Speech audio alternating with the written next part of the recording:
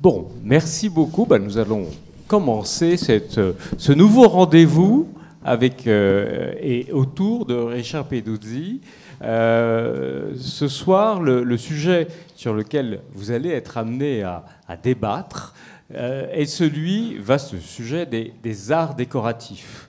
Alors, entendu d'une façon très large, mais nous entendrons justement quelle est la vision ou la définition qui est la vôtre, celle de Richard bien sûr, mais la vôtre aussi, vous qui avez accepté de répondre à cette invitation ce soir. Alors je vais vous présenter. Alors Richard Peduzzi, j'ai l'avantage de ne pas avoir à le présenter. Je pense que tout le monde le connaît. Voilà, donc je vais présenter d'abord peut-être Caroline Champetier, voilà, qui est réalisatrice, directrice surtout de l'image en fait, directrice photo comme on dit, et qui a travaillé avec Jean-Luc Godard, beaucoup de cinéastes très connus, avec aussi Claude Lanzmann, je crois, sur Shoah. Vous avez travaillé, j'avais regardé ce travail avec beaucoup d'intérêt. Donc on est très heureux, merci que vous ayez accepté notre invitation, celle de Richard en tout cas ce soir. Vous avez travaillé aussi avec Philippe Garrel, je pense, enfin avec beaucoup d'autres là. Martine Kahn. Voilà, merci aussi d'être là ce soir. Vous êtes conservatrice générale, historienne de l'art. Vous avez créé en fait le centre du costume de Moulins, entre autres choses, et puis vous nous direz ce que vous avez fait d'autre, mais vous avez été aussi, je pense, à la demande d'Hugues Gall, qui était un ami commun, parce que j'étais proche d'Hugues aussi, vous avez créé le service culturel de l'Opéra de Paris, et je sais que Richard vous a beaucoup sollicité aussi vos avis pour en tout cas cette exposition. Philippe Appelois, comme il est tout à côté de moi, là aussi j'ai peine à présenter Philippe que vous connaissez tous bien, je pense, qui a aussi d'ailleurs été très impliqué dans la réalisation de cette belle exposition. Alors Philippe Appelois est designer, graphiste, typographe, enfin il a fait beaucoup de choses. On lui doit beaucoup d'identité visuelle d'ailleurs de nos grands établissements publics culturels, les plus grands d'entre eux. Philippe Appelois a travaillé aussi avec Sèvres, alors on est d'autant plus heureux de cela, de ce compagnonnage qui se poursuit. Et puis nous avons également la présence de Sylvain Dubuisson, et merci aussi, avec qui nous avons travaillé ici au Mobilier National, puisque Sylvain Dubuisson a entre autres nombreuses choses et réalisations, a réalisé le mobilier, je dirais, iconique de Jack Lang pour son bureau au ministère de la Culture. Et vous venez aussi de réaliser pour la cathédrale Notre-Dame, vous en parlerez peut-être, vous n'en parlerez pas, mais vous l'avez fait quand même, vous avez réalisé la chasse reliquaire de la couronne d'épines pour Notre-Dame. J'ai eu la chance d'ailleurs de la voir en cours de réalisation aux ateliers Saint-Jacques. Voilà, donc évidemment, je termine par la première personne à qui je donnerai peut-être la parole, parce que Emmanuel Tiblou est donc le directeur de l'école des arts décoratifs, dont Richard lui-même d'ailleurs a été directeur. Alors, puisque le thème de ce soir, ce sont les arts décoratifs, quelle est la vision aujourd'hui de cette discipline, est-ce que c'en est une, de cette façon d'aborder, je dirais, peut-être l'occupation d'un espace en effectivement associant des métiers fort différents, et ça peut aller de la lumière jusqu'à, je dirais, le mobilier, effectivement. Enfin bref, quelles sont toutes les formes de compétences ou d'expression matérielle que l'on peut convoquer pour servir à ces arts décoratifs. Donc c'est peut-être pas inintéressant d'avoir un peu la vision du directeur des arts décoratifs. Et puis Richard nous dira aussi quelle était peut-être sa vision, quelle est sa vision d'abord des arts décoratifs aujourd'hui, comment d'ailleurs son exposition, je trouve, est aussi une forme de manifeste pour les arts décoratifs, et puis quelle était la façon dont lui a abordé la chose quand il était à la tête des arts décoratifs. Voilà. Et puis l'idée après, c'est qu'il y a évidemment un échange qui se noue assez naturellement entre nous tous, entre vous tous, et puis avec le public, parce que l'idée aussi, c'est évidemment pas d'avoir des séries de dialogues entre nous, mais que vous puissiez nous soumettre à la question et soumettre à la question tous les invités que je viens de vous présenter. Alors, Emmanuel. Merci, bonsoir. Écoutez, il me semble que l'exposition de Richard est un bon point de départ pour essayer d'approcher cette notion à la fois ancienne et éminemment actuelle, je crois, d'art décoratif. Pourquoi ? À la fois parce qu'il y a dans les arts décoratifs quelque chose qui a à voir avec la tradition de l'ensemblier, c'est-à-dire une capacité à articuler un certain nombre de savoir-faire, un certain nombre d'arts ou de disciplines. Il y a aussi une tension entre la diversité de ces disciplines ou de ces savoir-faire et d'autre part l'unité du projet auquel il vise à concourir. Et il y a aussi une dimension, je dirais, d'opéra, d'œuvre d'art totale dans les arts décoratifs, comme art du décor, comme art de l'environnement.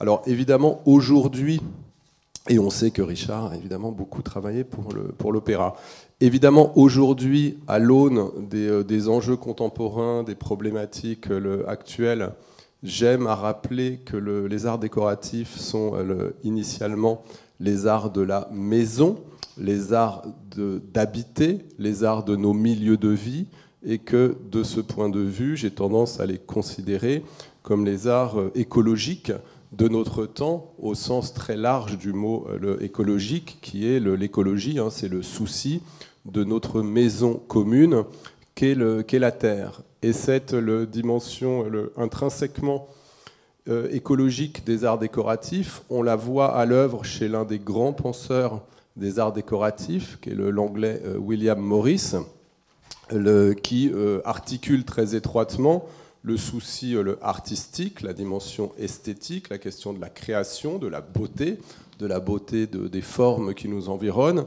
et la question aussi de l'art de vivre, du bien vivre. Et c'est une autre dimension que je trouve très intéressante dans les arts décoratifs, c'est qu'il nous rappelle que habiter est un art et que vivre est un art, et qu'il n'y a peut-être du reste pas plus urgent, pas plus essentiel aujourd'hui que cet art qu'est l'art de vivre, pas au sens des pages lifestyle des magazines, mais au sens extrêmement fort que cette question de notre vie commune, elle relève d'un art, c'est-à-dire qu'elle relève de certaines formes d'invention, elle relève de l'invention précisément de ce qu'on peut appeler des formes de vie. Et je crois qu'il y a quelque chose de très actuel dans les arts décoratifs, qui est à la fois ce souci écologique, et puis qui est aussi cette façon de penser qu'il y a évidemment ce qu'on peut appeler les formes plastiques, les formes graphiques, les belles formes, mais qu'il y a aussi les formes d'organisation, les formes de vie, et que ces formes plastiques, on doit les mettre au service des formes de vie. Et paradoxalement, ou alors pas paradoxalement, mais quelque chose est en train de se retourner, c'est-à-dire que pendant longtemps, on a défini les arts décoratifs au regard des beaux-arts, avec les beaux-arts qui étaient les arts majeurs et les arts décoratifs qui étaient les arts mineurs. Et je crois qu'aujourd'hui... Même les arts serviles. Les arts serviles. Ouais, c'est encore mieux, je trouve. À l'époque, on parlait des arts serviles. Les arts serviles, c'est-à-dire les arts secondaires, les arts au service. Et je crois qu'aujourd'hui, le système des beaux-arts, c'est-à-dire ce pari ou cette croyance dans une autonomie de l'art, que l'art serait un domaine séparé de la vie, ce système arrive un peu en fin de règne ou en fin de course. Il y a quelque chose qui s'épuise dans cette pensée de l'art. Il n'est du reste que de voir le travail des jeunes artistes contemporaines et contemporains, d'entendre la voix des étudiantes et des étudiants dans les écoles d'art, pour entendre qu'il y a le souci d'aller au-delà du seul aspect ou au-delà de la belle forme, en investissant très fortement la question de l'usage, la question de l'utilité sociale. Il me semble que cette dimension est très importante. Et un tout dernier mot pour finir, qui est en fait le mot, qui pourrait être une forme de question à adresser à Richard et à nos autres invités. Il y a donc dans cette notion d'art décoratif un certain nombre de tensions ou un certain nombre de paradoxes. Et il en est une qui est vraiment au cœur de la notion d'art décoratif, qui est ce qu'on pourrait appeler la tension entre le décoratif et le décor. Le décoratif, c'est vraiment ce qui est de l'ordre de l'ornement, de l'inutile, du superflu, que tout le modernisme, toute la modernité va avoir envie de pourfendre. Vous avez des phrases très dures du Corbusier ou du modernisme allemand, cette idée aussi que l'ornement est un crime, ou alors une façon de minorer l'ornement dans la phase du modernisme en le situant du côté de l'exotique, du lointain ou du féminin, ou de la parure, donc du superficiel, du superfétatoire, de l'inutile, etc. Et puis à l'autre bout, vous avez ce concept de décor qui est formé sur un mot le latin qui est le mot décere, qui a donné le décent. Et donc le décor, ça serait au contraire de l'ornement, ce qui convient, ce qui est juste, ce qui est du côté de la bonne mesure et ce qui est du côté d'une certaine forme de nécessaire. Et je pense que les arts décoratifs sont précisément cet art un peu magique qui vise à convertir le superflu en nécessaire, à nous faire prendre conscience du fait que ce qui est d'abord appréhendé comme peut-être superflu, contingent, donc dont on pourrait se dispenser, est en vérité quelque chose d'absolument nécessaire puisque ça définit notre forme de présence au monde. Richard, qu'en penses-tu ? Je sais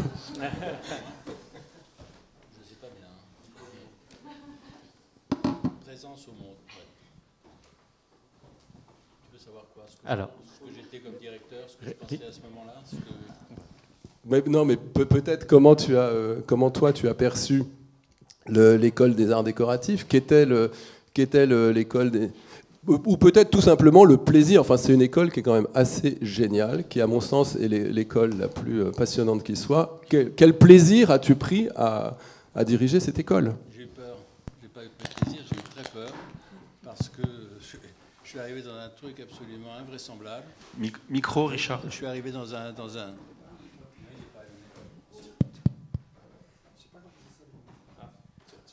Au secours. Oui, merci. Je suis arrivé, je voulais absolument pas... Pour moi, il n'était pas question une seconde dans ma tête. Richard, il faut vraiment le mettre comme ça, on va le mettre quasiment comme ça. Dans la bouche. Il n'était pas carrément. Il n'était pas question pour moi d'imaginer une seconde dans ma vie que j'allais être directeur des arts décoratifs. Je l'ai répété 20 fois pour la bonne raison que j'ai raté le concours, que pendant l'heure et demie ou les 2 heures de croquis et de séances de nu et tout ça, je me promenais dans les couloirs et je regardais ce qui se passait à gauche, à droite, et puis la cloche a retenti et poum, plus personne. J'étais éliminé. J'ai compris que les concours, tout ça, c'était pas pour moi, et donc j'ai continué à faire ce que je faisais, c'est de la peinture. Et quand même, la peinture, le regard, l'œil, pour moi, c'est ce qui est le plus important, ce qui est toujours d'actualité, chez moi maintenant, en ce moment, toujours. Être directeur d'une école d'art, tu penses bien que quand on m'a appelé au ministère de la Culture pour me demander ça, j'étais à Avignon, je venais de faire les décors de Hamlet, j'étais épuisé et j'avais aucune envie je tombais des nues, quoi. On m'appelle, il faut que vous soyez, le ministre aimerait beaucoup, ce serait très bien et tout ça, que vous vous occupiez de l'école. On savait déjà que j'étais intéressé par plusieurs plusieurs disciplines artistiques. Avant tout la peinture, mais aussi l'écriture, aussi la musique, la lecture, et aussi évidemment le design, que j'ai commencé d'ailleurs à comprendre, dont j'ai commencé à comprendre l'importance ici même quand j'ai vu les prototypes de Diego Giacometti et certains meubles de Paulin, quand j'ai rencontré Sylvain en culotte courte dans la cour du Mobilier National et que je lui ai dit que j'aimais beaucoup ce qu'il faisait, ce qui est vrai, il est là aujourd'hui encore, je suis plutôt fidèle.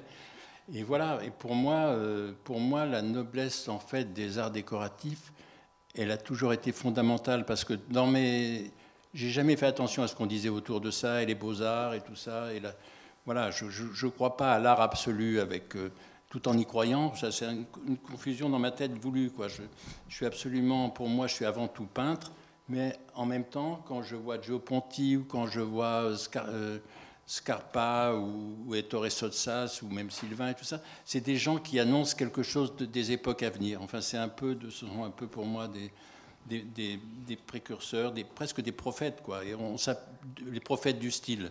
Et on s'aperçoit à un moment donné que dans le fameux bureau de Jacques Lang et toutes ces ellipses que Sylvain propose et dessine, il y a des années, il voit, c'est le sujet de mon livre que j'ai appelé « J'ai déjà joué demain ». J'ai l'impression que Sylvain aussi l'a déjà joué demain, donc c'est qu'on regarde comme ça ce qui va se passer dans le futur en se servant du présent.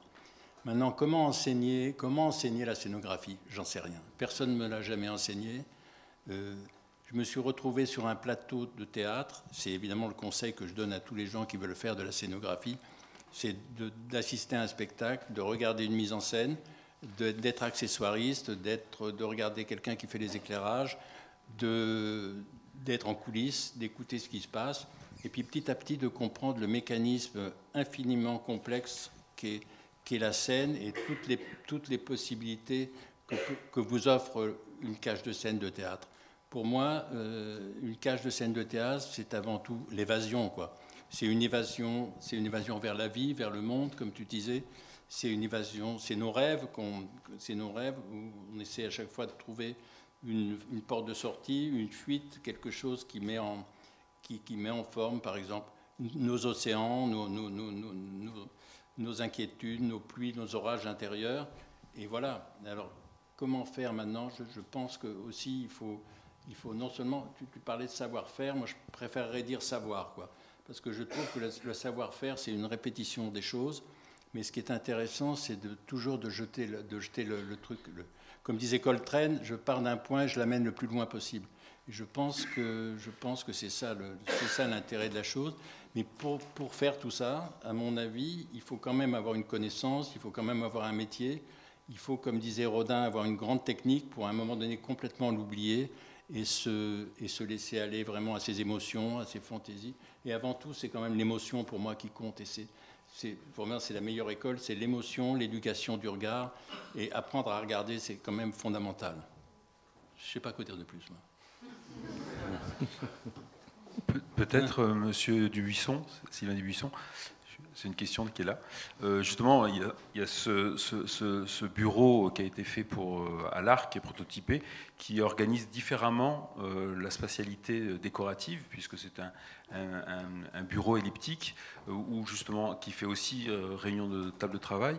Par rapport à une frontalité scénographique, comment vous avez conçu un mobilier qui joue de l'interaction entre un acteur ou des acteurs du pouvoir? C'est une question un peu tordue.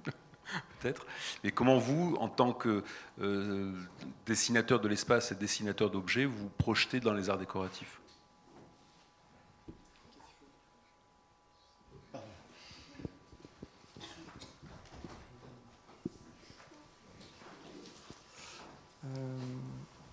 En fait, je parle du bureau de Lang, oui, partir de ce bureau qui a marqué les esprits, qui a marqué une période et qui nous a marqué, nous, au Mobilier National, puisque c'est, me semble-t-il, une des premières fois où il y a cet arrondi par rapport, il n'y a plus de frontalité, mais il y a un travail d'équipe. Oui.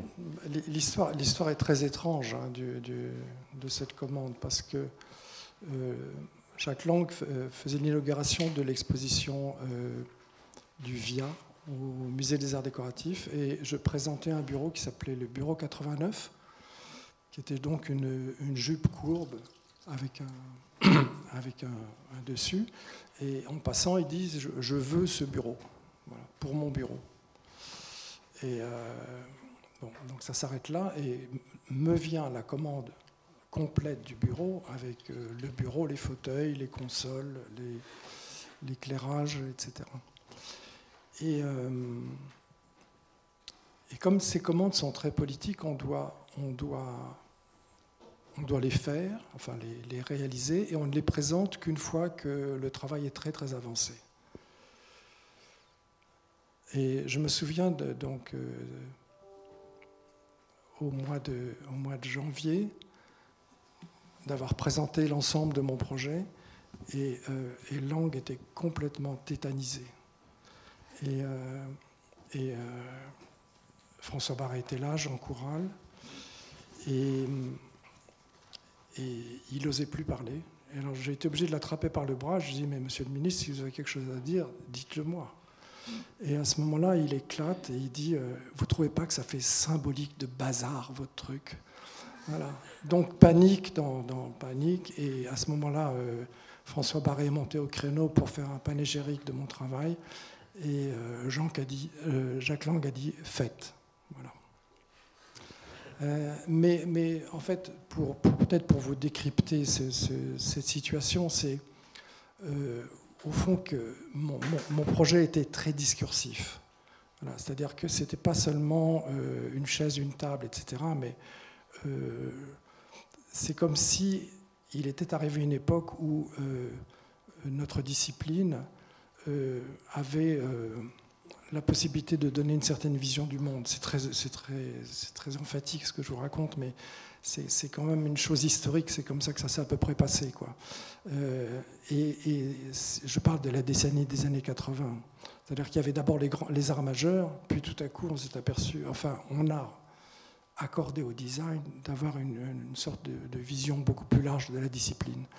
Bon, j'avoue que les choses se sont un peu calmées dans la décennie suivante, en 90, parce que ce qui s'est passé dans la décennie 90, c'est qu'on a mis la question sociale en face de la question du coût de la culture. Et à ce moment-là, les esprits se sont beaucoup calmés sur la question de la création. Merci. Et quand vous avez... Pardon ? Oui. Micro. Oui. Alors... Micro. Caroline Champotier. Non, je vous parlais de la France, quand vous dites les années 80, les années 90. Parce qu'en Italie, dès les années 60-70, le design était là. C'est pas étonnant de l'Italie. Mais l'Italie n'a rien à voir avec la France. Voilà. L'Italie est fondée... L'Italie, il y a un système industriel qui inclut la création. En France, ça n'existe pas. Donc c'est complètement différent.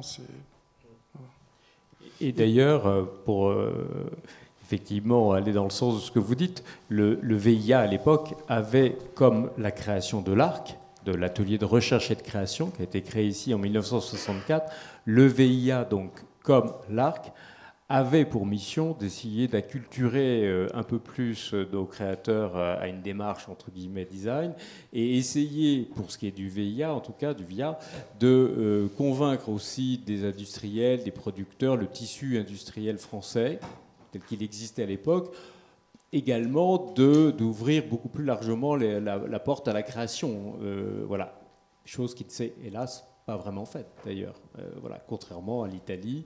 Et aujourd'hui, nous avons encore beaucoup de retard par rapport à nos amis italiens, qui ont un tissu toujours de petites et moyennes entreprises capables de créer en grande série des pièces de très grande qualité et très innovantes. En revanche, on a conservé, heureusement dans notre pays, je crois, la capacité de faire des pièces d'exception, évidemment parce que nous avons des créateurs de grands talents. Mais on n'a pas réussi cette conversion, en tout cas qu'on a souhaité très fortement dans les années 60-70, d'avoir une production en plus grande série, ouverte une nouvelle fois à la création et au design. Et alors ce rapport avec, moi je rebondis aussi, et peut-être que vous pourriez nous donner aussi votre vision, votre point de vue sur... Comment est-ce qu'on considère, entre guillemets, les arts décoratifs dans l'univers du cinéma ? Comment est-ce que ça intervient, entre guillemets ? Est-ce que c'est un élément du décor, je dirais ?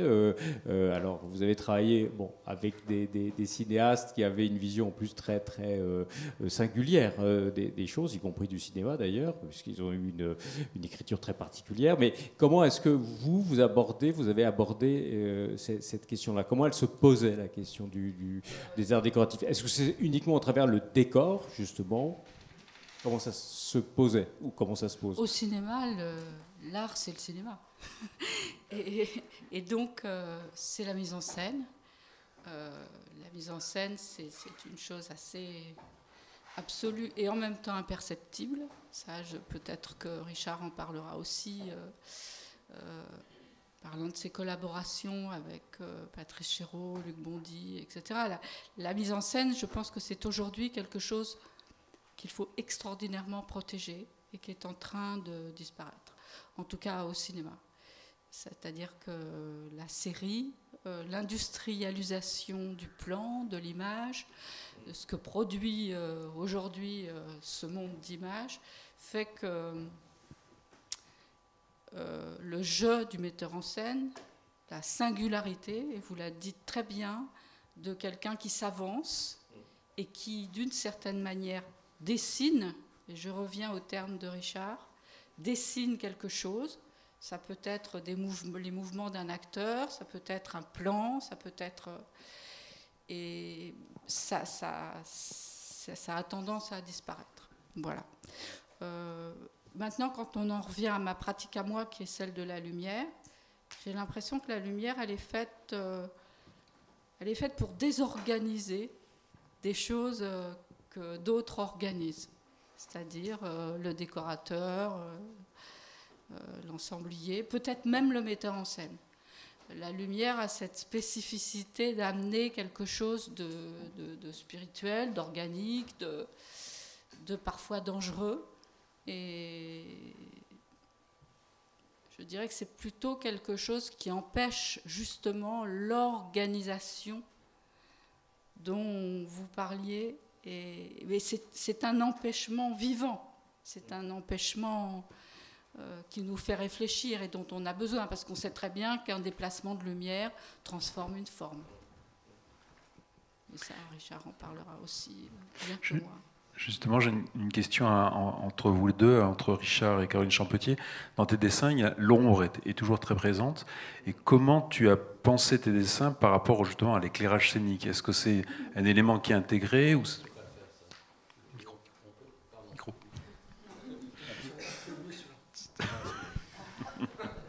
On ne peut pas vraiment le faire, ça, tu vois, parce que on le fait, on a un point de lumière, on a un point d'ombre et tout ça, et ça donne la forme et un volume.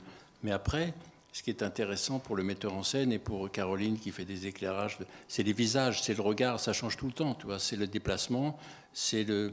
On ne peut pas faire un dessin en déplacement. Enfin, j'aimerais bien, mais je n'ai pas encore trouvé le truc. Mais effectivement, ça ne peut pas être pareil. Et on peut avoir l'idée comme ça... avec une peinture, je pense à Poussin, je pense à des gens comme ça qui m'ont souvent parfois donné l'idée d'une atmosphère, de l'ennui à la campagne, de quelque chose qu'on ressent profondément dans une peinture. Mais la donner au théâtre ou pour un film, et tout ça, ça prend du temps, quoi. Ça prend du temps, ça se déplace, ça bouge, ça dépend des sentiments qu'on veut exprimer, ça dépend de l'organisation de l'espace tel que le voit le metteur en scène. Et puis par-dessus... Je ne suis pas tout à fait d'accord avec Caroline quand elle dit « je viens désorganiser », mais c'est une désorganisation qui organise en même temps. Tu vois, c'est quelque chose de fondamental, quelqu'un qui fait son métier au cinéma. Quelqu'un qui fait son métier, et en général, ce que j'aime bien dans ce métier-là, c'est au fond que ça ne soit pas de la peinture. Que lorsque l'on fait du théâtre ou du cinéma comme directeur de la photo, on est probablement l'idée de la peinture et du dessin et de la lumière et de la pénombre qui amène la lumière et tout ça. Mais en même temps, j'aime bien qu'on sente que c'est quelque chose de neuf au regard et que ça apporte une nouvelle dimension par rapport à la lumière et à l'ombre, quoi. Je voudrais juste dire un petit mot pour poursuivre ce que vous disiez à l'instant, là, quand vous parliez du cinéma, en fait, dans cette vieille question, dans cette vieille tension du cinéma entre art et industrie, vous avez mis l'accent sur l'art. Et je crois que dans cette notion d'art décoratif, ce qui est vraiment important, c'est cette référence à l'art. Et je me demande si on ne peut pas considérer que la notion d'art décoratif, elle a été minorée, presque invisibilisé au moment où le mot design est arrivé, mais le mot design est aussi arrivé avec l'essor de l'industrie. Et si la notion d'art décoratif revient aujourd'hui, c'est en même temps que reviennent du reste les métiers d'art, c'est parce qu'on est aussi en train d'essayer de trouver des voies de sortie de l'industrie et de la modernité en général, et que je pense que l'intérêt ou le regain d'intérêt dont bénéficient les arts décoratifs, mais aussi les métiers d'art, l'intérêt qu'on porte aussi à la ruralité, tout ça en fait c'était des laissés pour compte ou des angles morts ou des délaissés de la modernité et de l'industrie. Et aujourd'hui, on est quand même dans un moment de renversement, et tout ce qui a été laissé dans l'ombre revient à la lumière, parce que l'une des grandes questions de notre époque, c'est comment peut-on sortir ou échapper aux ravages, ou à certains ravages produits par l'industrie. Et les arts décoratifs nous indiquent là-dessus peut-être une voie ou un chemin. Et peut-être pour revenir à le plateau, moi je serais curieux d'entendre Philippe Appelois, donc à la fois ancien élève de l'école des arts décoratifs, et comment, qui travaille donc plutôt à l'échelle du plan, de la 2D, de la page ou de l'affiche, dans cette articulation aussi entre le détail de la lettre, de la typographie, et puis l'ensemble de la page ou de l'affiche.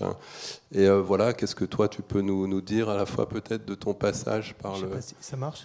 par les arts décoratifs, et de la façon que tu as de te rapporter à cette vieille expression d'art décoratif. Quand je suis rentré en école d'art, donc d'abord à Duperrey aux arts appliqués, on ne parlait pas d'art décoratif, ni de graphisme, ni de design. Ça s'appelait expression visuelle. C'est comme ça d'ailleurs que j'ai choisi cette section, sans savoir où je mettais les pieds. Et il s'agissait essentiellement de faire de la calligraphie, et puis d'apprendre à composer des textes avec des caractères en plomb. Ensuite, j'ai eu la chance, grâce à un professeur, donc, de partir aux Pays-Bas, et là, vraiment de découvrir la modernité, pour le coup, du design. J'étais stagiaire chez Total Design, qui était une institution vraiment dans le paysage néerlandais, et d'être confronté à la fois à la modernité et à l'abstraction. Et c'est comme si j'avais rendez-vous en fait avec l'abstraction, parce que j'ai trouvé tout de suite mon monde, à savoir la relation qu'il pouvait y avoir justement entre la peinture et le design. Et je pense évidemment à tout le mouvement de Stiel aux Pays-Bas, sachant que pour ce qui me concerne, j'étais beaucoup plus attiré par la peinture, et notamment par ce que faisait Richard, à savoir le décor de théâtre, le décor, le théâtre, les arts de la scène, la danse. Et au fond, c'est toujours resté là, à défaut vraiment de faire du design proprement dit. Et, toujours est-il, donc je passais ma vie dans les théâtres et les musées. Les études m'ont amené après effectivement aux arts décoratifs. Je passais directement des arts appliqués aux arts décoratifs, où là, la section s'appelait communication visuelle, donc ce n'était plus expression, mais on parlait de communication. Et c'était il était question beaucoup de graphisme engagé, donc il fallait transmettre un message à la société, on était appliqué. Mais globalement, c'était assez loin de tout ce que j'avais acquis aux Pays-Bas, sans savoir que ça allait être en fait le terreau de ce que j'allais faire, et de ce qui allait m'intéresser. Parce que, effectivement, regarder les arts de la scène, c'était le mouvement, pour moi c'était la magie, de tout, ça me faisait rêver. Et au fond, c'est ce que j'ai essayé d'apporter justement dans des images en 2 dimensions, c'est-à-dire comme une mise en arrêt devant une composition qui soit faite avec des lettres, puisque aux Pays-Bas, ce que j'ai appris, c'est qu'il n'y avait pas d'image, mais qu'on pouvait créer avec des éléments typographiques, et que dans les lettres, dans l'alphabet latin, en tous les cas, il y avait 1000 possibilités pour articuler des compositions. Et c'est ce que j'essaye de faire dans mon travail, en cherchant vraiment l'idée moi j'aime bien rejoindre l'idée de l'émotion, créer du sensible et faire en sorte que l'image qu'on va concevoir s'inscrit dans la mémoire des gens, parce qu'elle est souvent très éphémère. La vie d'une affiche, c'est quelques jours. Un logotype, c'est vrai, reste plus longtemps, alors c'est comme un résumé de texte, mais au fond, tout ça, c'est très fugitif. Et d'ailleurs, ça rejoint un peu ce qui se passe lorsqu'on est public dans une salle de théâtre. Ce qu'on voit sur scène, c'est très magique. Alors, le design, après, on a appelé ça le design. Et peut-être ce mot-là est intervenu dans le vocabulaire français avec l'arrivée des nouvelles technologies. Et ça, je l'ai vraiment vécu. Pour ce qui concerne ma génération, à savoir qu'à l'école, dans les arts, que ce soit aux arts appliqués, même aux arts déco, il n'y avait pas l'informatique. Tout était manuel, tout était fait, et on dessinait beaucoup, et on utilisait des rotrings, des T, des équerres, etc. Lorsque je suis arrivé chez Total Design, ils avaient mis en place un système très complexe de tracés sur ordinateur. J'ai compris que ça allait remplacer à peu près tous les outils que nous avions à disposition. En même temps, j'étais terrorisé parce que moi, je ne suis pas un technicien, je ne suis pas un scientifique, je suis plutôt un littéraire. Et donc, j'étais assez paniqué. Mais après, je suis rentré au musée d'Orsay et j'ai trouvé que c'était l'équivalent de mes études secondaires. C'est là que j'ai rencontré Richard, Martine et tellement de gens qui m'ont appris autre chose que simplement le design. Et moi, je pense que justement le graphisme et même le design proprement dit, ou les arts décoratifs, c'est avant tout aussi un travail d'équipe. C'est savoir accompagner, c'est savoir se laisser contaminer par des sujets et de les traduire en fonction de discipline. Moi, je me sens comme un traducteur, voire un interprète. Lorsqu'on me donne un sujet à transmettre, j'ai besoin d'écouter, j'ai besoin d'être alimenté sur le sujet. Et puis à un moment, je crois qu'il faut savoir désobéir, il faut amener les idées, ses propres idées, sa propre sensibilité, et l'enjeu est là, je pense. Voilà. Merci. Alors, c'est vrai que cet aspect, comment dirais-je, on a parlé du cinéma, on a parlé de la mise en scène. Nous, on vient de faire une exposition qui s'appelle Paris Chic, Shanghai moderne, à Shanghai.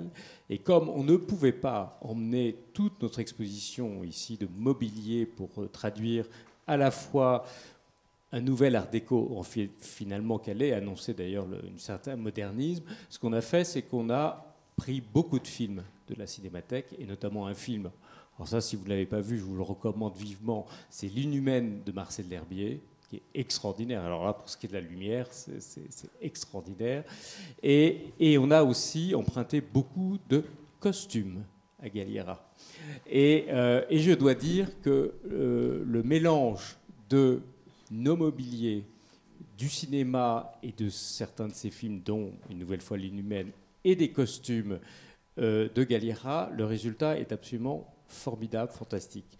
Alors, pour vous, Martine, justement, qui avez toujours apporté une attention peut-être particulière au costume, quel est le rôle du costume dans le décor, dans les arts décoratifs? Comment est-ce que vous l'appréhendez?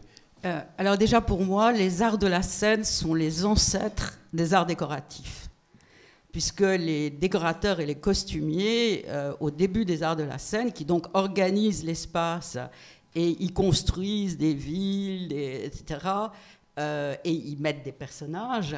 Il ne faut pas oublier que les premiers, par exemple, on ne va pas remonter à Mathusalem, mais les premiers de ces décorateurs pour l'opéra, qui sont les frères Bérin, étaient pour Louis XIV non seulement responsables des décors et des costumes de ce qui était l'opéra à l'époque, mais dessinaient des armes, dessinaient des jardins, dessinaient des architectures. Donc on retrouve là tout ce qu'on trouvera plus tard dans les arts décoratifs. Donc pour moi, déjà, il y a une communauté de vues, et même pour moi, c'est vraiment les ancêtres des arts décoratifs. Et quand on parle du costume, il y a un élément supplémentaire qui rentre pour moi dans l'histoire, c'est que le costume, c'est la peau de l'acteur. C'est pas un habit, c'est pas un vêtement. Le costume, c'est une peau. C'est pour l'acteur le moment où il rentre dans son rôle. Donc ça a une importance énorme, non seulement de forme, évidemment, de matière, de dessin, d'imagination, mais en plus, ça a un contenu affectif absolument gigantesque. Ça va d'ailleurs jusqu'à la personne qui vous apporte le costume, ou qui vous le met, l'habilleuse est la dernière personne à laquelle l'artiste a affaire avant de devenir un autre. Et ça, ils le disent tous, qu'ils deviennent un autre quand ils ont enfilé le costume. Donc c'est quelque chose d'important et de grave, vraiment, de consubstantiel, un rôle. Il se passe que dans ma jeunesse, et je suis beaucoup plus vieille que vous, dans ma jeunesse, on disait que le théâtre était un art éphémère. Et on nous a élevés comme ça, en nous disant, ben voilà, il y a des représentations théâtrales, et puis après, ben, tout disparaît. Voilà. Les décors, c'est fini, les costumes, on ne sait pas ce qu'ils deviennent, les acteurs finissent par mourir, les spectateurs aussi. Donc, qu'est-ce qui reste? L'écrit, bien sûr, on nous renvoyait toujours à l'écrit, parfois à l'image d'ailleurs, parfois au film, mais c'était assez rare, parce qu'à l'époque, on ne filmait pas tellement les spectacles, en fait. Et donc, au fil du temps, les éléments de conservation, puisque c'est mon métier, les éléments de conservation se sont mis en place. Et le dernier élément de conservation à se mettre en place, ça a été le costume. Et en fait, quand nous avons créé le Centre national du costume de scène à Moulins, c'est la première institution en France comme à l'étranger à être entièrement dédiée au costume de scène du théâtre vivant, c'est-à-dire pas du cinéma, hein, mais du théâtre vivant, grâce à 3 collections qui sont les collections des grandes maisons de ce pays, qui sont l'Opéra de Paris, la Comédie Française et la Bibliothèque nationale. Donc il y a 10 000 costumes à Moulins, ce qui est absolument énorme. On en fait rentrer tous les jours, si on peut dire. On en fait entrer d'autres. Et bien sûr, il y a 2 challenges. Le premier, c'est que le textile est un élément fragile, que le décor du textile est quelque chose qui, avec les nouvelles techniques, n'est pas fait pour durer. Autrefois, on brodait un costume avec du fil, une aiguille, on brodait. Maintenant, on se sert de peinture gonflante qui vous donne l'aspect absolu de la broderie. Vous pouvez vous y tromper, même en ayant le nez dessus. Et en plus, autrefois, on cousait les paillettes. Maintenant, on colle les paillettes. Et chacun sait que la colle, c'est un élément qui n'est pas fait pour la conservation. C'est un peu comme les maquettes, d'ailleurs, de décors, Richard. Maintenant, le polystyrène durcit, il tombe en petites billes comme ça au fond de la caisse où on le conserve. Bon, c'est tout ce qu'on connaît des matériaux contemporains qui en fait sont des matériaux qui vivront moins longtemps que nous. Voilà. Donc il y a un challenge de ce côté-là, ce qui entraîne évidemment toute une réflexion sur la conservation. Qu'est-ce qu'on doit faire? Est-ce qu'on doit laisser les choses disparaître? Est-ce qu'on doit les remplacer? Et est-ce qu'on doit les remplacer avec des éléments qui sont semblables à ceux qui existent et qui donc mourront à leur tour, ou est-ce qu'on doit les remplacer avec des éléments dont on sait qu'ils sont stables? Est-ce que je refais une épaulette avec, vous savez, cette espèce de plastique qui sert à envelopper les verres, hein, voilà, qui donne une forme? Est-ce que je la remplace comme ça, ou est-ce que je la refais avec du coton, du tissu de coton stable, et dont on sait que ça durera? C'est tout un problème qu'on connaît bien, qui est celui de la conservation. Est-ce que je remplace le nez de la statue par un nez fait dans le même média que la statue? Est-ce que je remplace le nez de la statue par un nez en plastique qui montre bien que ce n'est pas son nez, mais que c'est quelque chose qu'on a rajouté? Ou est-ce que je ne remplace pas le nez de la statue? Voilà. Et c'est la même chose pour le costume. Donc ça, c'est le premier challenge. Comment est-ce qu'on conserve? Qu'est-ce qu'on décide? Est-ce qu'on fait de la conservation préventive légère ou est-ce qu'on conserve vraiment? Ça, c'est le premier challenge. Le deuxième, c'est qu'est-ce qu'on donne comme environnement à ce costume? Le costume, c'est donc la peau de l'acteur. C'est quelque chose qui a enveloppé un corps qui est mort et qui a disparu. C'est une des choses graves que les visiteurs des expositions de costumes comprennent bien, souvent. C'est que sont devenus les corps qui ont habité ces costumes. Donc il faut évidemment leur donner un environnement. C'est là qu'on retrouve le film, la photo, l'enregistrement sonore, les cris aussi, le dessin évidemment. Et de plus en plus, on interviewe en fait les gens qui ont porté ces costumes ou les spectateurs qui ont vu les spectacles. Donc vous voyez qu'à partir d'un élément textile se décline en fait énormément de problèmes à régler. J'ajouterais que depuis 2020, il y a en plus à Moulins, sur 10 000 mètres carrés, ce qui n'est pas rien, Moulins c'est une ancienne caserne. C'est la première caserne de cavalerie bâtie en France par un très grand architecte qui s'appelait André Antoine, à la demande de Louis XV, qui ne voulait plus que les troupes cantonnent en ville, parce que ça faisait trop de... Voilà, tout le monde, les mousquetaires au couvent, etc.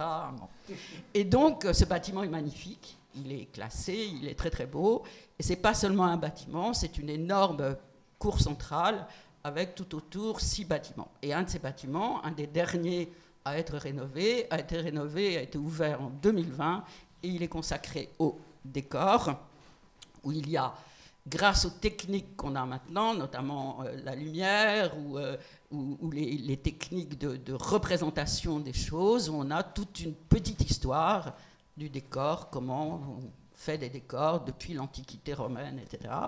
Et on a aussi un plateau sur lequel on peut monter une scène de décor. Pour le moment, c'est une scène du Cyrano de Bergerac de la Comédie Française, avec évidemment tout l'environnement qui est le dessin, les matériaux, etc. Voilà, en gros, si vous voulez, où on en est dans l'histoire du costume. J'ajouterais que malheureusement, l'histoire du costume est complètement phagocytée maintenant par l'histoire de la mode. Et c'est un vrai problème pour nous, parce que la mode, c'est pas le costume, encore une fois. Et que la mode est très à la mode, on ne va pas dire autre chose, et que c'est très difficile, par exemple, d'avoir de jeunes chercheurs qui travaillent sur l'histoire du costume, qui, encore une fois, n'est pas l'histoire de la mode. La deuxième chose qui phagocyte le costume, c'est une convention, qui est le costume de ville. Alors, c'est vrai qu'à cause des problèmes de budget, ça coûte très cher de fabriquer des costumes. On a tendance, il y a toute une école maintenant qui est, on utilise du costume de ville, du streetwear, comme on l'appelle, et on utilise aussi beaucoup ce qui est malheureusement, le décor de notre monde aujourd'hui, qui sont les costumes militaires. Il y a de plus en plus de metteurs en scène, de costumiers qui utilisent maintenant le battle dress, le costume des légionnaires, les uniformes, etc. Et là, ça nous renvoie aussi au fait que le théâtre est le miroir de nos vies, et que nos vies, malheureusement, dans le monde d'aujourd'hui, sont des vies où les pays en guerre sont extrêmement nombreux.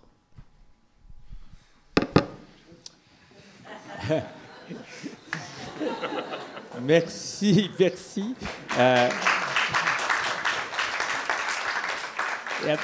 Ça amène plein de questions. Alors, mais je vous en poserai plein parce qu'il y en a plein qui me viennent du coup, étant conservateur aussi, on a des questions qui se posent sur effectivement jusqu'où on va en conservation, restauration, etc. Alors, je peux vous dire que les Chinois ont trouvé une solution. J'ai visité les ateliers de restauration de la Cité interdite. Eux, ils refont intégralement, absolument. Donc là, il n'y a plus de sujet. Et moyennant quoi, alors, pardon ? Oui, bien sûr. Oui, c'est pas particulier bien sûr. Mais c'est parce que ce qui compte chez eux, mais c'est intéressant, j'ai mis un petit peu de temps à comprendre ça, comme au Japon, c'est que ce qui compte, c'est que les savoir-faire qui ont été mobilisés à une certaine époque pour créer une pièce, c'est ça le vrai patrimoine pour eux. C'est pas la résultante ou le résultat de la chose. Ce qui compte, c'est la façon dont on l'a faite. Et si on le fait à l'identique de la façon dont ça a été fait, ça demeure une pièce originale. Et donc, effectivement, c'est très, pour nous, ça nous bouscule beaucoup, parce que c'est pas du tout cela. Et par exemple, c'est assez amusant, je vous donne juste cette anecdote, parce que ça m'avait assez amusé, il y a une cape d'un fils d'un empereur Ming, voilà, qui avait été mitée, ça arrive. Bon, ils l'ont refaite entièrement, mais ils m'ont présenté le résultat. Effectivement, on a l'impression que la cape est toute neuve, si j'ose dire, qu'elle va être portée.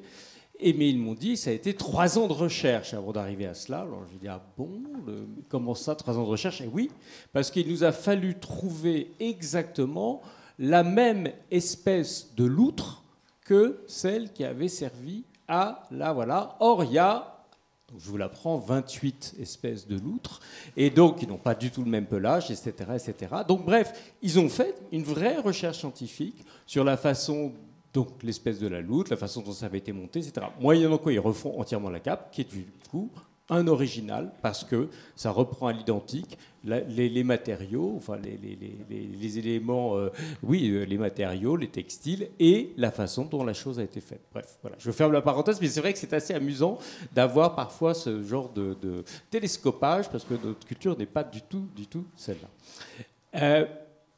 Oui, moi peut-être une dernière question, puis on va donner la parole à la salle aussi pour... voilà. Une question pour reprendre les 3 éléments, c'est comment... alors c'est un peu compliqué, mais comment lumière, espace et costume sont mis ensemble, sont intégrés dans un dessin avec 2 S-E-I-N, dans un projet, puisque un costume, selon sa texture, selon le mouvement qu'il fait, il capte différemment la lumière. Est-ce qu'il y a justement le costume, comment il est mis en scène? Alors ça dépend des époques, hein, évidemment. Oui, les costumes sont mis en scène. D'ailleurs, à Moulins, ce sont des salles vitrines. C'est-à-dire, c'est des grandes salles avec la température, parce que ça c'est compliqué aussi, la température est régulée, l'hygrométrie régulée, etc. Et c'est des grandes salles avec des vitrines vitrées, comme ça, pour avoir pour les costumes une conservation parfaite, en ajoutant qu'un costume ne peut pas être exposé plus de 4-5 mois et qu'après il faut le laisser se reposer pendant entre 1 an et 3 ans, ça dépend des normes. Mais à chaque fois, pour les expositions, il y a un scénographe, évidemment, il y a un historien, hein, et le challenge aussi est de fabriquer des mannequins, parce qu'encore une fois, c'est une histoire de corps, comme on l'a dit, le costume est une histoire de corps. Et on ne peut pas installer un mannequin sur un costume sur un mannequin lambda.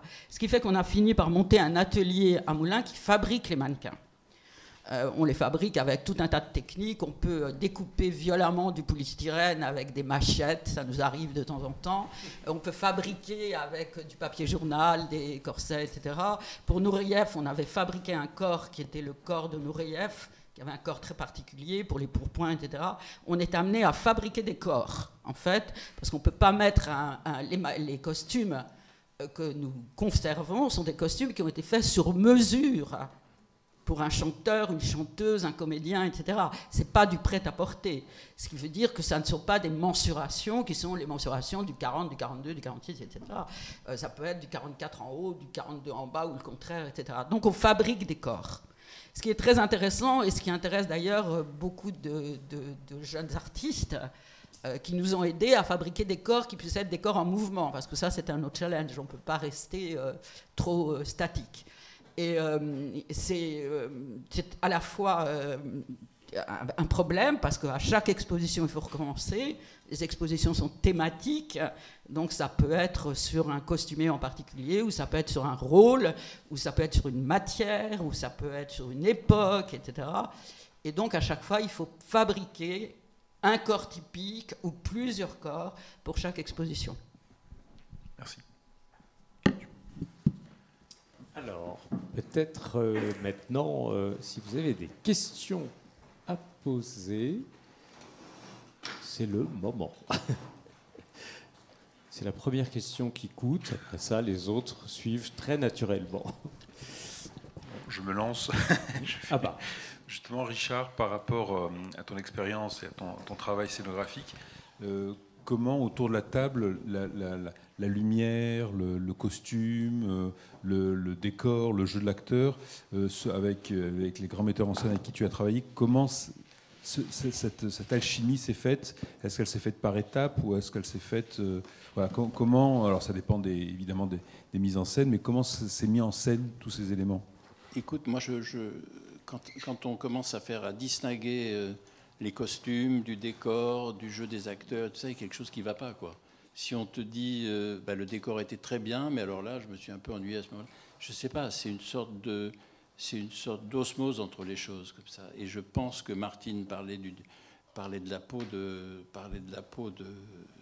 l'acteur avec les costumes, mais je pense que le décor doit être un personnage à part entière aussi, tu vois. C'est-à-dire qu'il est là pour habiter la scène, pour protéger, pour défendre, pour attaquer. C'est la maison sur laquelle se repose. et c'est la maison avec laquelle bougent et marchent les acteurs.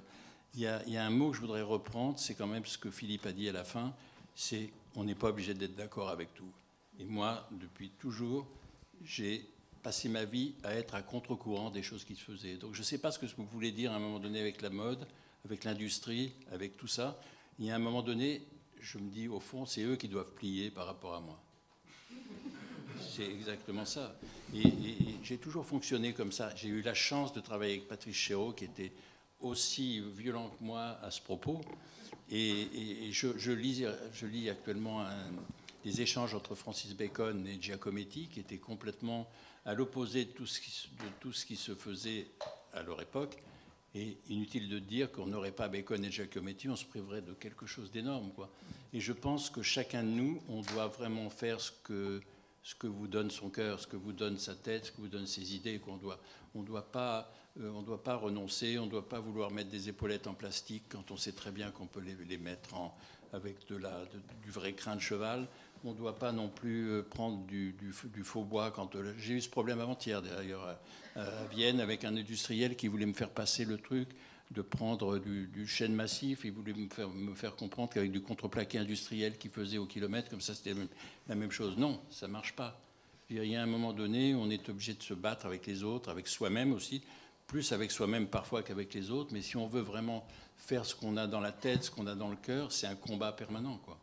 Et je pense qu'un spectacle, quand un éclairagiste, un décorateur, un costumier et un metteur en scène et des acteurs arrivent à se parler, à se comprendre, ce qu'on voyait l'autre jour avec Michel Escaut et tout le travail qu'on avait ensemble, c'est fondamental, quoi. Quand il y a quelqu'un qui ne marche pas dans l'histoire, ça se voit tout de suite. Et il y a comme disait Cézanne, il y a un verre dans la pomme qui fait que c'est foutu, quoi. Enfin, foutu peut-être pas, mais je ne sais pas. Voilà. Mais encore une fois, il faut savoir dire non, il faut savoir avoir la volonté de viser le point qu'on cherche et d'aller plus loin, toujours. Merci. Des questions? J'ai peur le silence. Hein. Bonjour. Moi, j'ai une question pour vous, Monsieur Peduzzi, concernant la récupération de vos décors d'un point de vue plus recyclage écologique. Est-ce qu'il y a une conservation des décors? Est-ce qu'on les récupère pour d'autres spectacles? Je sais que d'un point de vue muséal, cette question-là se fait beaucoup au niveau de la récupération des cimaises. Pour vous, dans vos décors, dans le milieu théâtral, comment est-ce que ça s'applique? Il y a certains décors, quand ils sont construits en bois, qu'on peut évidemment récupérer, mais il y a des tas de... Maintenant, il y a des résines, des polyesters, des choses qui apparemment ne sont pas nobles comme ça, mais qu'on ne peut pas récupérer, mais qui refont des formes extrêmement précises, extrêmement claires. Même les sculpteurs utilisent ça. Mais ça, c'est toxique, certainement. Moi, je n'utilise pas ça, mais bon... Je pense que tout ce qui est en bois, en toile peinte, fait à la colle de peau, à la colle et tout ça, ça peut être extrêmement contemporain et tout à fait... c'est absolument pas toxique, quoi. Mais ça, je ne sais pas, le problème du écologique et tout, c'est mon problème, mais ce n'est pas mon problème, je ne sais pas, quoi. Mais comment se passe la déconstruction de vos décors? C'est-à-dire qu'après, ils sont brûlés, ils sont mis dans des entrepôts? Non, mais par exemple, j'ai un exemple, j'en parlais l'autre jour avec Elisabeth et Valorant. Les décors de Bayreuth, à Bayreuth, le dernier jour du crépuscule des dieux, la dernière année, le dernier jour, les gens sortaient et les machinistes avaient mis déjà les décors dans des grands containers poubelles comme ça. Les gens découpaient les trucs en polyester et nous demandaient de signer des petits bouts de décor.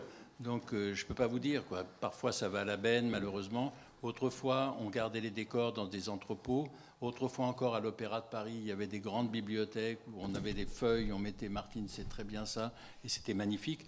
C'est plus le cas maintenant, quoi. Ça se passe autrement. Je ne sais pas comment on conserve les décors. Il ne faut pas trop se faire d'illusions, si vous voulez. On peut récupérer certaines choses. Le problème est, on les récupère, qu'est-ce qu'on en fait? On les donne ou on les vend à un autre théâtre. Les remettre aux dimensions de l'autre théâtre coûte parfois plus cher que de les faire. Ensuite, c'est pas fait pour durer. Il y a énormément de problèmes de sécurité sur les décors. Comme tu sais. Et une fois que les décors ont joué, il y a une usure du décor qui se fait aussi. Et c'est très très délicat, c'est très difficile, c'est un sujet très difficile. À Moulins, on a récupéré des toiles peintes de l'Opéra de Paris. On était extrêmement excités, on a déroulé ces toiles peintes, etc. La peinture s'en allait comme des paillettes, tu sais, parce que c'est pas fait pour durer. Bien sûr, ouais. Donc, Enfin, je ne sais pas si ça, on arrivera à faire de la récupération. Et pour le moment, franchement, c'est pas évident. C'est-à-dire que la peinture s'en va comme des paillettes avec les peintures qu'on emploie maintenant, si tu veux. Non, même si tu veux, on avait des toiles d'RT, par exemple, on était surexcités. On avait des toiles de Fernand Léger, on avait quand même les toiles de Louise de Fernand Léger. Ouais. On n'a rien pu en faire. Ça garde pas, tu sais, ça s'en allait comme ça. Ouais. Bon. Merci. Une autre question? Faut être timide. Peut-être revenir sur la question du mobilier, justement avec Sylvain Dubuisson. Ce rapport à la spatialité de l'objet. La semaine dernière, on disait que Richard disait qu'une chaise était plus qu'un décor, c'était quasiment un être vivant, Un temple. Un temple, voilà, un temple. Vous, par rapport à la conception d'un dessin dans un intérieur, alors peut-être, est-ce que c'est un temple ou un usage? Est-ce que c'est une forme? Est-ce que c'est... Non, pas de... Micro. Alors, Tiffany, tout à l'heure, Tiffany. Avec tout votre travail, plutôt, moi je vois des discours et des petites imageries que vous voulez mettre à chaque fois dans tous vos designs. Quand est-ce qu'est venue votre idée de raconter quelque chose plus que l'utilité de l'objet?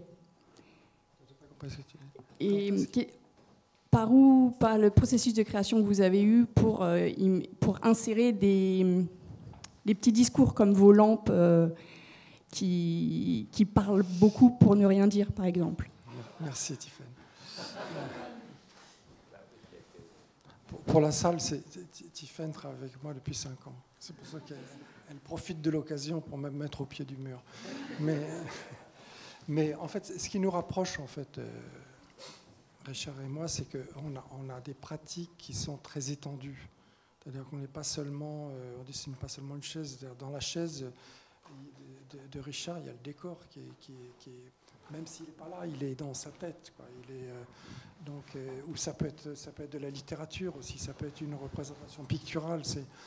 On a des modes de réflexion, de pensée, de création qui sont extrêmement diffus, extrêmement perméables à d'autres disciplines. C'est ça qui notre connivence, elle est là, à tous les deux, je pense. Une question dans la salle? Attends, pardon, parce que Tiffany est très très fâchée que je n'ai pas répondu à sa question.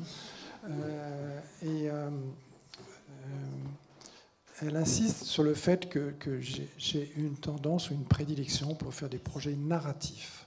En plus, c'est-à-dire pas seulement la question de rapport aux autres disciplines, mais qu'il y ait comme un certain nombre d'éléments qui sous-tendent une narration. Voilà. Je suis assez d'accord avec Tiffany pour cette question, parce que par exemple, la chaise de Jack Lang, quand même, avec l'artichaut, dans les pieds. Hein. Vous savez, on aurait dû vous projeter, peut-être, ça aurait été bien pour ceux qui n'ont pas vu ce mobilier, mais vous avez un fauteuil, les pieds sont des espèces de labyrinthes de métal, dans lequel il y a un artichaut, la Vénus de Milo, des jeux de dés, et le quatrième, je l'oublie, c'est un serpent.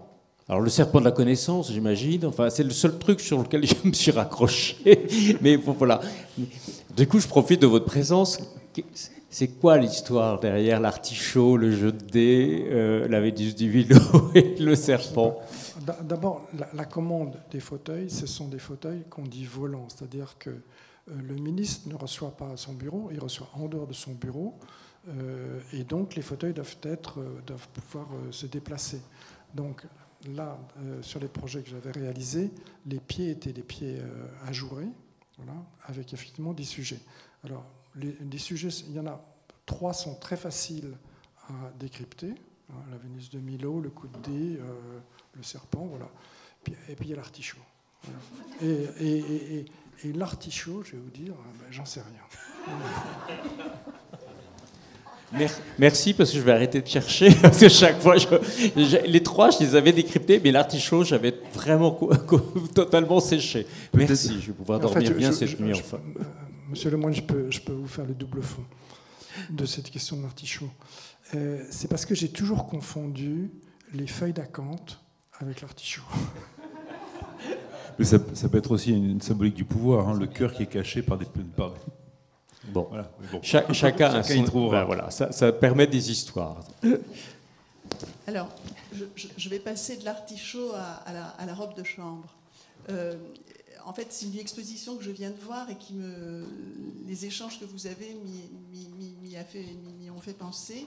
C'est une exposition qui est en ce moment au musée Rodin sur le Balzac. Et là, moi, j'ai découvert quelque chose. Alors là, ça va peut-être à l'encontre de ce que vous dites sur le fait que les Asiatiques font énormément de recherches. Rodin a pris contact avec le couturier de Balzac qui avait 23 robes de chambre, qui était extrêmement élégant, qui se faisait faire des costumes. Comme vous savez, il a écrit un traité de l'élégance. Rodin a été en Touraine pour voir les types de tourangeaux qui pouvaient ressembler à Balzac, en partant du principe qu'il avait une physionomie très typique d'une région. Il a retrouvé un charretier dont il a moulé le corps.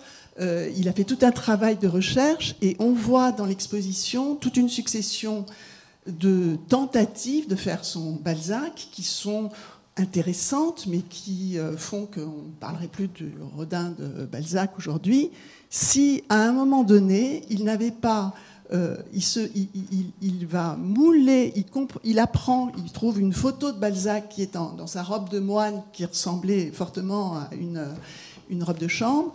Il fait mouler la robe de chambre toute seule. Donc il y a tout un travail qu'il a fait avec son atelier pour avoir la robe de chambre. Et petit à petit, mais il y a plusieurs étapes, il finit par trouver son génial Balzac qui surgit avec ce visage, ce regard, cette puissance, en même temps cette monstruosité sous la robe de chambre, mais dans le drapé. Et là, tout à coup, il y a une évidence, et l'exposition se termine par le moulage de la sculpture, mais comme elle n'est pas en surplomb comme Boulevard Raspail, mais on est à côté, c'est aussi un effet très très intéressant.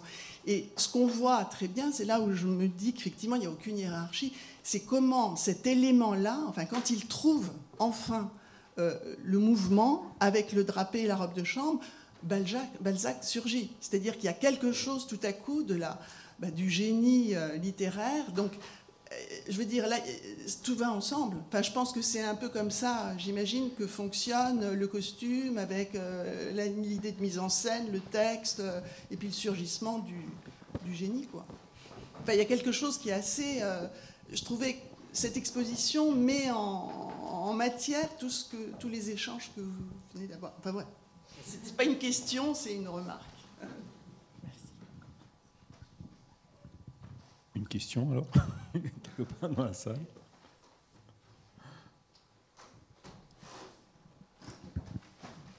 Peut-être à partir de cet exemple de Rodin, et une question qui serait transversale, qui est celle du temps, du temps de la création.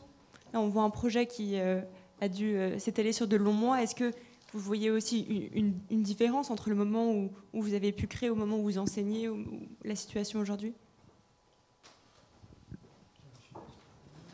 C'est la question du temps. Le temps, ouais.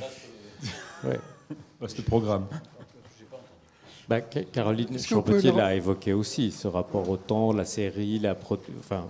Oui, peut-être pour synthétiser, entre un projet, le temps du dessin où on pose le projet et la réalisation, comment se transforment ces différentes étapes. C'est toujours des dialogues, j'imagine, avec évidemment le scénographe et avec les différents éléments, mais à chaque projet a le temps... Micro. Chaque projet est différent et pareil, en même temps, c'est tourner en rond autour de soi-même, c'est essayer de dessiner l'histoire. J'imagine que Rodin, quand il a commencé, il a dû lire des choses de Balzac, il a dû parler avec lui, il a dû se mettre dans la peau de Balzac, quoi. Et à un moment donné, il y a quelque chose qui est arrivé de loin de chez Rodin, qui est en plus le génie de Rodin, quoi. Tu vois, il a dû faire des aquarelles avant, il a dû faire ses dessins, il a dû tout déchirer, jeter à la poubelle, la fameuse poubelle, et reprendre des trucs. Et puis à un moment donné a surgi, comme disait la dame, quelque chose d'absolument prodigieux, qui est la nature même et la vie chez Balzac, quoi. La vie, le désespoir, cette espèce de chose monstrueuse qui était sous la robe de chambre, enfin tout ça. Tout ce qui cachait, un peu comme Orson Welles quand il cachait son nez, quoi. C'était parce qu'il était trop petit, il mettait un truc plus grand. Voilà. Mais le temps, on pourra en parler pendant... Je peux compléter sur le temps. C'est quand même important parce que pour la création d'un design graphique, on a quand même des délais à respecter. Il y a une échéance, donc on n'a pas forcément tout le temps dont on voudrait disposer.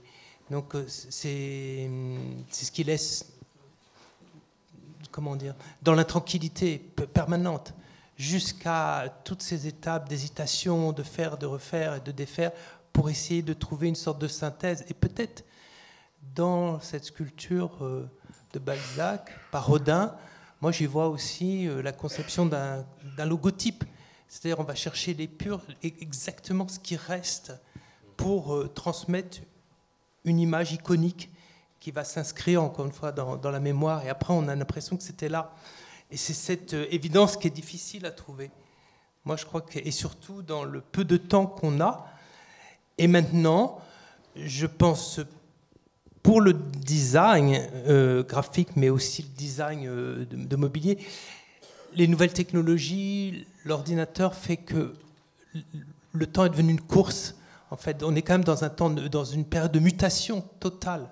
J'expliquais les outils et les méthodes de travail que j'ai apprises à l'école, pour ce qui me concerne, et de ma génération, je ne m'en suis jamais servi après dans le monde professionnel. Mais cette course contre la montre et cette rapidité maintenant qu'impose l'usage de l'ordinateur, et non seulement comme outil, mais aussi comme objet de diffusion.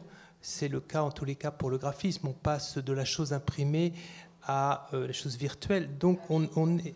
Pardon ?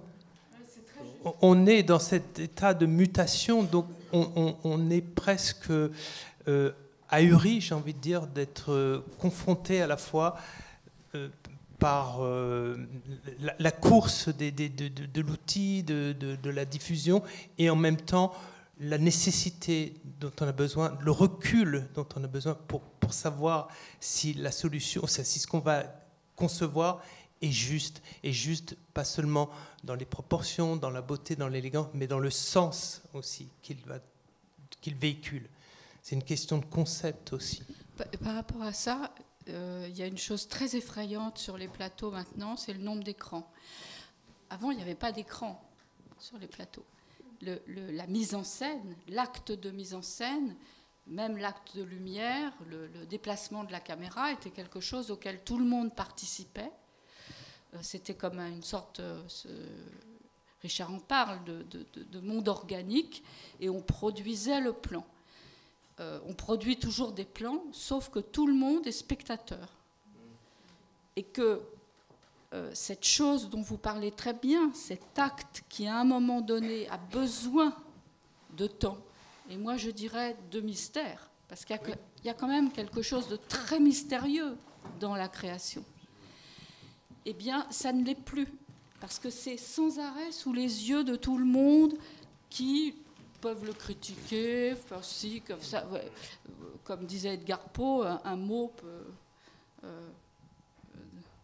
foutre en l'air quelque chose à l'autre bout de la terre.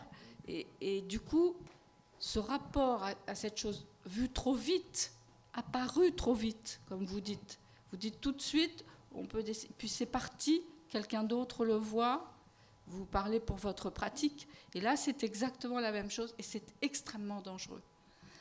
C'est vertigineux, c'est vrai. C'est vertigineux.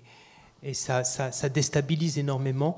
Mais je crois que pour résister aussi à tout ça et pour avancer, il faut se constituer un dictionnaire mental aussi. Et j'aimais bien au début, Richard disait, le regard, c'est pas, et le savoir-faire, c'est le savoir. Et c'est vrai, savoir, c'est emmagasiner un certain nombre d'images, de choses, de textes, d'expériences vécues aussi pour un moment ou un autre, au moment où on s'y attend peut-être le moins.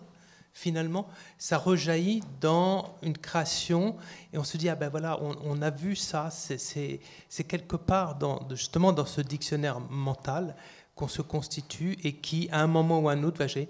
Et c'est peut-être ça la partie de mystère, parce qu'on ne peut pas le contrôler. Mais je crois que c'est très important, effectivement, d'observer, de regarder. J'ai envie de dire, c'est ce qu'on apprend à l'école, mais je trouve aussi ce qu'on devrait apprendre, c'est à ne pas tout regarder. Et tout ne mérite pas d'être vu. Et on est tellement dans une pollution visuelle aussi que pour conserver un regard frais et amener une création, il faut savoir ne pas regarder, en fait. Ce qui est parfois difficile parce qu'on peut difficilement avancer les yeux fermés, mais tout ne mérite pas d'être regardé, à mon avis. Et ça, c'est un apprentissage. C'est ce que j'ai aussi essayé de dire lorsque j'étais professeur, grâce à Richard, aux arts décoratifs, que tout ne valait pas la peine d'être vu. Alors, il y a quand même des petites lueurs d'espoir, parce que dans cette maison, ici, justement, on a la chance extraordinaire, tous les domaines dans lesquels nous intervenons, domaines de création, que ce soit le mobilier, effectivement, mais l'art textile avec la tapisserie ou les tapis de la savonnerie, Sèvres, évidemment, aussi avec la porcelaine. On a la chance extraordinaire que nous donne l'État, il faut le reconnaître, et le ministère de la Culture, dont nous relevons, de pouvoir prendre le temps. Ça, c'est un luxe inouï, dont j'invite tous mes collaborateurs à le savourer chaque fois, parce que nous avons cette extraordinaire chance de toujours créer sans avoir de considération réellement de temps.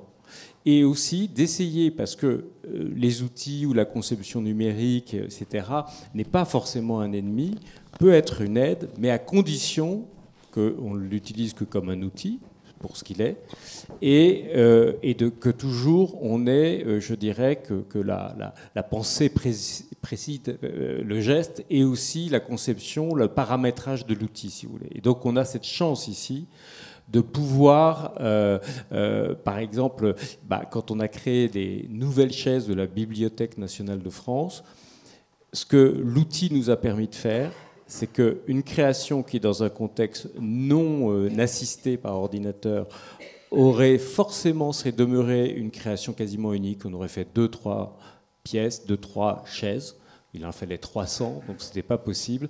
Mais l'outil numérique nous a permis, après, de paramétrer des machines 5 axes, comme on dit, enfin bref, peu importe, qui nous ont permis de produire en série une chaise d'une très grande qualité, tout en respectant le dessin du créateur. En l'espèce, c'était Patrick Join. Et ça, voilà, je pense, là, pour le coup, quelque chose qui est intéressant, c'est-à-dire de se dire que l'outil, entre guillemets, ou le numérique, ou l'intelligence artificielle sur certains chantiers, peuvent nous aider, mais à partir du moment où on les utilise comme des outils. Voilà. Enfin, moi, c'est ma conviction en tout cas. Et sachant qu'une nouvelle fois, ici, on a la chance de pouvoir disposer du temps nécessaire à faire les choses. Voilà. Oui, c'est l'expérimentation, c'est ces différentes étapes de doute, d'essai, d'aller-retour. Mais ça, c'est exaltant, parce que le design, c'est ça aussi. Et c'est l'échange qu'on a avec le commanditaire ou avec les autres corps de métier. L'idée le travail d'équipe, je trouve, encore une fois, est tellement essentiel. Et la vie, c'est aussi l'art des rencontres, c'est d'être sur des terrains qu'on ne connaît pas. Ou alors, et c'est vrai que ce sont des métiers, enfin, pour ce qui concerne la communication visuelle ou pour le design graphique, justement par définition de communication, donc d'apprentissage en permanent. On ne sait pas ce qu'on va devoir transmettre. Maintenant, pour les nouvelles technologies, l'ordinateur, effectivement, c'est un outil, c'est un crayon très sophistiqué, ça ne résout rien. On peut y passer des heures et faire des choses inintéressantes tout à fait avec l'ordinateur. En revanche, c'est vrai que pour, par exemple, l'usage de la typographie, c'était une libération totale. Ça a permis soudain de donner accès à la composition de texte au plus grand nombre, et surtout dans les écoles d'art d'insuffler une dimension vraiment artistique dans l'usage de la typographie, ce qui n'était pas du tout le cas avant, qui était considéré comme une matière aride, très technique, et soudain, eh bien, elle s'est émancipée. Et je suis, moi, toujours vraiment agréablement surpris de voir comment les jeunes aujourd'hui, la jeune génération, s'empare de la typographie, des lettres, et crée à partir de tous ces éléments purement géométriques qui sont à la fois des formes et des contreformes, des pleins et des vides, qui me font penser à une chaise ou à un mobilier, etc. C'est vraiment le travail, c'est presque un travail de sculpteur finalement, d'ombre et de la lumière. Voilà. On rejoint d'autres disciplines. Question. Merci. Bonsoir. Justement, vous avez parlé de mystère, Caroline surtout. Qu'est-ce que vous faites, chacun de vous, pour protéger ce mystère et ce moment de la création où je trouve que les nouvelles générations, justement, on est un point de passage entre des gens qui ont vécu sans cette technologie, ont créé sans ce question de temps, avec une préoccupation qui n'a pas à voir avec le temps, comme vous en avez parlé. Qu'est-ce que vous faites pour protéger le mystère? Est-ce que ça fait partie d'une éducation qu'on fait? Est-ce que c'est prendre en compte un côté spirituel de la création de l'art, ou par exemple les Japonais, ou comme quoi c'est un rituel, comme vous avez parlé aussi de reconstruire des pièces avec les techniques anciennes. Qu'est-ce qu'on fait pour protéger le mystère de la création et de sa magie? Maître. Le mystère, c'est une disposition de l'esprit. C'est tout. C'est une façon d'être au monde. Richard, une réponse? Sur le mystère? C'est un mystère. Non, je sais. Enfin, il y a tellement à dire. Pardon, il y a tellement. J'arrive pas. Hein. Tu vois, c'est un mystère. J'arrive pas. Le mystère, c'est l'esprit, c'est l'émotion, c'est quelque chose de personnel, je veux dire, qu'on a en soi. C'est la naissance, le mystère. Voilà. C'est la naissance d'un être, c'est la naissance de quelque chose sur une feuille de papier, c'est comment ça arrive, c'est une idée, comment elle arrive, c'est protéger le mystère, c'est se protéger, c'est aussi, on a besoin d'être un tout petit peu mystérieux vis-à-vis du monde. C'est ce qui me heurte parfois actuellement, d'ailleurs, c'est ce manque de mystère que les gens vont chercher, et je ne suis pas d'accord, personnellement, avec ça.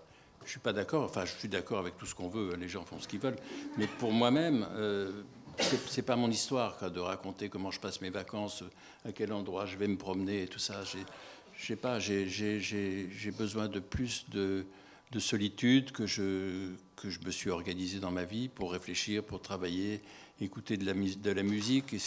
Et c'est avec des journées comme ça que tout à coup se naît quelque chose de neuf et de nouveau que je suis en train de rechercher tout le temps, en permanence.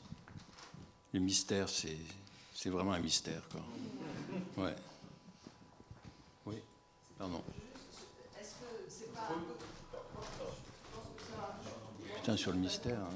Mais enfin, je sais pas, j'ai l'impression que protéger le mystère, c'est complètement, contradictoire. Enfin, le mystère, c'est ce qui s'échappe. C'est donc protéger ce qui s'échappe. Le mystère, c'est ce qui rentre en vous aussi. Oui, bien sûr, mais protéger, c'est déjà un processus qui le tue. Enfin, je sais pas. Ça tue le mystère. Oui. Vous n'aurez vraiment pas de réponse à votre question, en tout cas.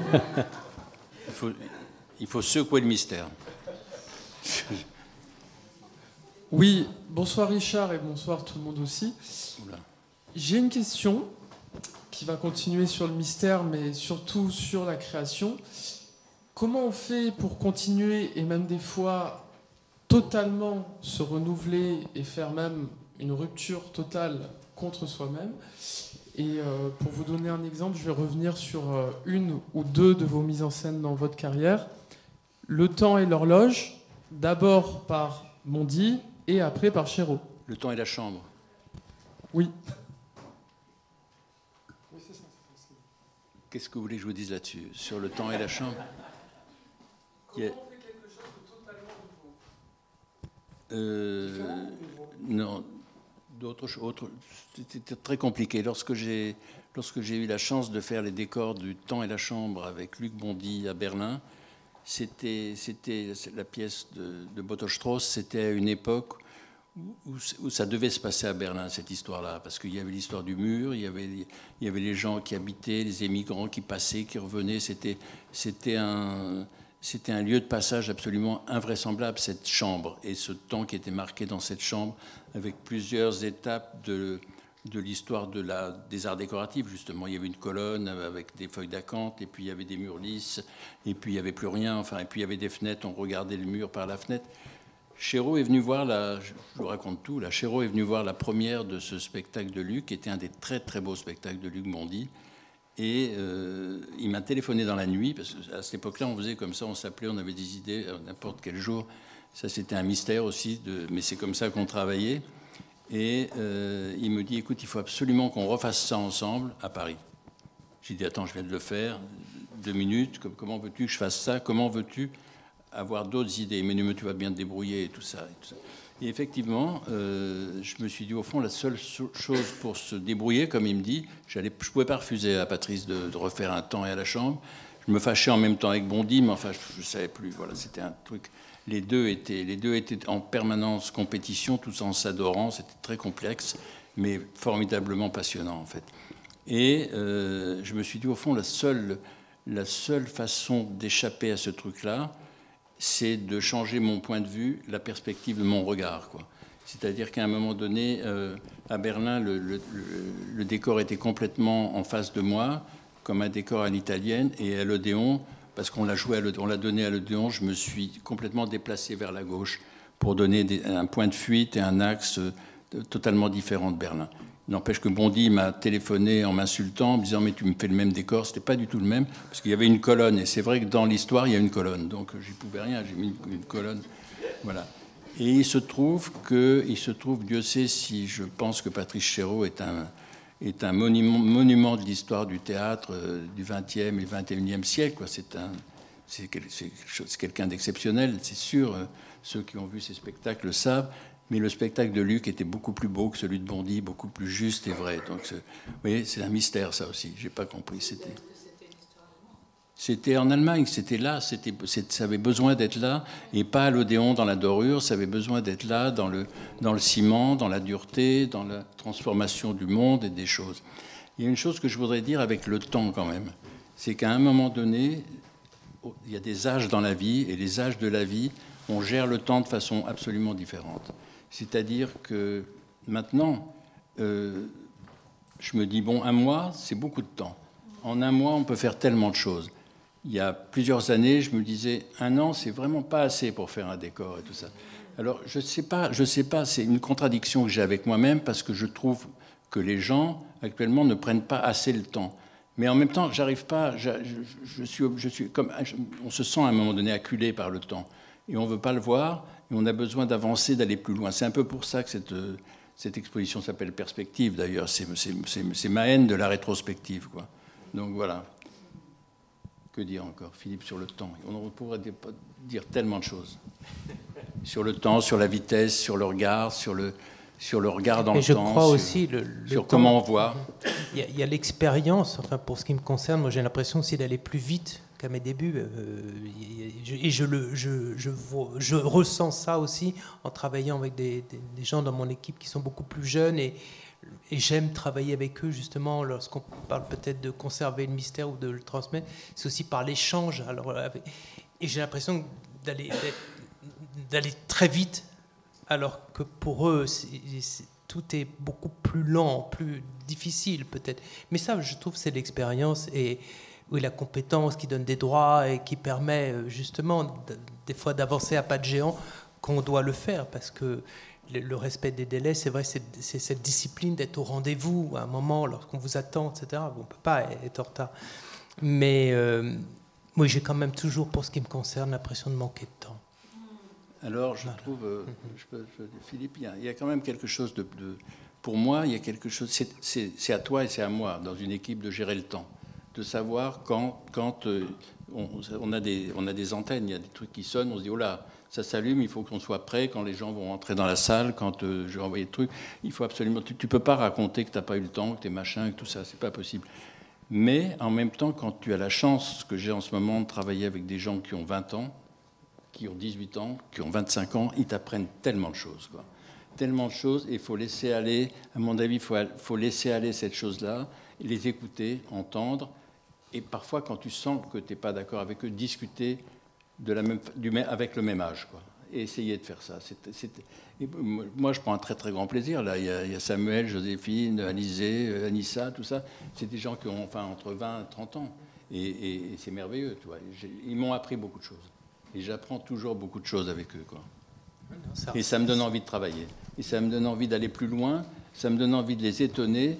Et au fond, il y a toujours ce truc un peu qu'on a chacun de nous. On a la terreur d'être un vieux con. Donc, il faut dépasser ça, je crois, tout le temps. Mais c'est ça qui est assez fantastique dans les écoles, justement. Non, mais c'est que l'école, c'est à la fois le lieu où on se confronte constamment à ce mystère dont on parle. C'est-à-dire, le mystère, c'est presque le point d'achoppement d'une école de création. C'est-à-dire par exemple, Arthur Cravant, qui est une grande figure de l'avant-garde du début du XXe siècle, qui avait une revue générale qui s'appelle Maintenant, et dans un texte de Maintenant, où sur le Salon des indépendants, il a cette formule sur les écoles de création, en disant mais enfin les gens ne trouvent pas ça... il est aussi bizarre d'imaginer quelque chose comme une école de création que d'attendre d'une chiromancienne ou d'une cartomancienne qu'elle vous dise véritablement l'avenir. C'est-à-dire, c'est de l'ordre de la croyance, et qu'il y a quelque chose de presque ridicule dans l'idée que la création pourrait s'apprendre, dès lors qu'on considère que la création, c'est de l'ordre du mystère. Et l'école de création, enfin, elle doit toujours garder en elle cette dimension un peu d'ironie ou de vanité, c'est-à-dire qu'il y a quelque chose dans la création qui n'est pas de l'ordre de l'école. Mais d'un autre côté, ce qui est formidable dans les écoles de création, pour autant qu'on considère que l'apprentissage n'est pas uniquement unilatéral, c'est que tout le monde apprend de tout le monde. C'est-à-dire, c'est un lieu extrêmement rare. C'est peut-être même la seule institution qui s'institue de la coprésence de plusieurs générations, où on est où en fait on est contemporain de tout, du passé, du présent, où vous avez des générations anciennes, des générations nouvelles, qui travaillent sur des générations encore plus anciennes pour produire des formes qui n'auront de sens et de valeur que dans des années à venir. Enfin, il y a une espèce de maelstrom comme ça, des temporalités, des époques dans lesquelles on est pris. Et c'est ça qui est absolument fantastique quand même dans les écoles. Mais encore une fois, pour autant qu'on ne pense plus l'école, et c'est ça qui se passe en ce moment d'assez génial, je trouve, dans la remise en question de l'école comme institution, mais dans le fait que s'il y a un problème, s'il y a toujours un problème avec l'école, c'est parce que l'école est en soi un problème, où vous avez des générations anciennes qui doivent former des générations présentes avec des outils plus anciens pour les préparer à un monde qu'on ne connaît pas encore. Enfin, c'est une espèce de grand bazar du temps quand même, l'école. Et si on assume ce grand bazar du temps, ça devient absolument génial. Merci beaucoup. Est-ce qu'il y a une dernière question? Et sinon, on va clore ce dialogue. Oui, alors, je vous en prie. Ah bah oui, non, mais alors, venez en parler, non? Oui, il y a Les livres sont à dédicacer, Voilà. les livres sont à vendre et à dédicacer avec Richard. Et, exactement. Et donc vous pouvez prolonger comme ça même les échanges que vous souhaitez avoir. En tout cas, on voit qu'à travers ce thème des arts décoratifs, on a balayé très très très largement et embrassé beaucoup de sujets, mais c'est très bien, je trouve que ça va très bien avec finalement ce que l'on voulait faire d'abord et avec ce que, toutes les voies, toutes les portes que ça peut ouvrir. Merci beaucoup d'abord à vous tous. Merci beaucoup.